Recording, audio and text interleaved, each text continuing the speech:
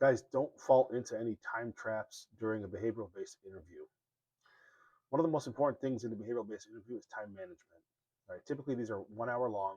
You've got enough time to answer around 5 questions. So, there's a couple places where you can really chew up your time and waste it in a way that isn't very useful to you advancing through the interview process. So, one of my favorite ways to help save candidates time when I'm interviewing them is I try really to not dwell too much on the initial introduce yourself and explain to me some things from your resume opening portion of the interview. And if you're in an interview and you can, try to be very brief in this period. um, you really want to get into the behavioral based questions, and you want to be able to expand on your examples and answer questions with them.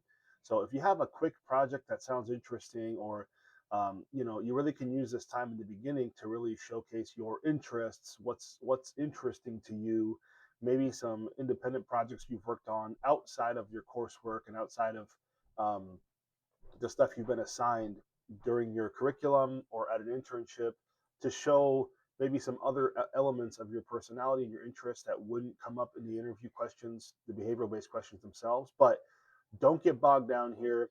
I know sometimes people want to go into a lot of detail, and you might have an interviewer who's very curious. If you have a very curious interviewer who just wants to drag this on for a long period of time, try to keep your answers concise and try to get through this portion quickly so you can have as much time as possible in the actual behavioral based questions, which is where you're going to showcase your skills, where you're going to showcase your competencies.